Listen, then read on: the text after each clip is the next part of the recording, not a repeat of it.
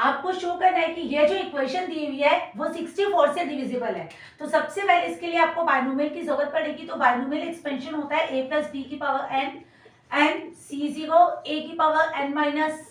a NCR, तो a की power हो जाएगा n माइनस r, b की पावर r। इसी तरह से आप इसे एक्सपैंड करोगे तो यहाँ पर देखिए, यहाँ पर है आपके पास 9 की पावर n प्लस 1, जिसे आप लिख रहे हो 1 प्लस 8 और पावर हो जाएगी n प्लस 1। जब एक्सपैंड करोगे तो ये आ जाएगा n प्लस 1 C0।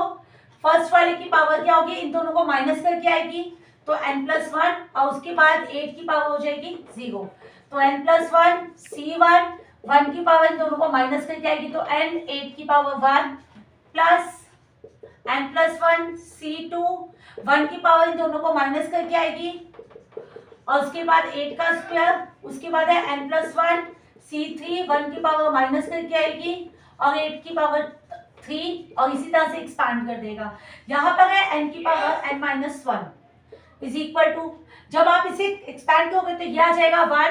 1 की पावर जो भी हो तो 1 ही होगा और जिसकी पावर 0 होती है वो भी 1 ही होता है। तो ये पूरी की पूरी इक्वेशन जो है वो 1 बन जाएगी। यहाँ पर आपके पास आ जाएगा n प्लस 1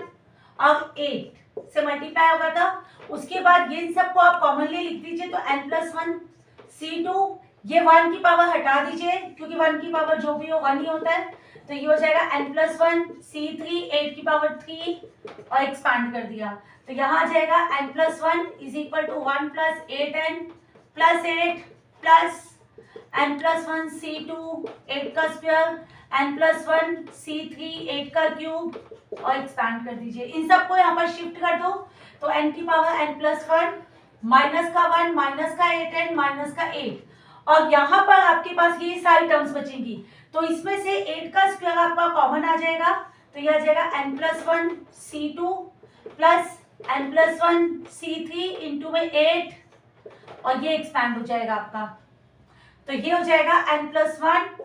माइनस का 8n माइनस का 9 इज इक्वल टू 8 का स्क्वायर और ये आपका यहाँ पर क्योंकि 8 का स्क्वायर कॉमन आ गया है तो इसका मतलब है हैंस प्रूव्ड हो गया है क्योंकि ये 64 से डिविजिबल हो गया है।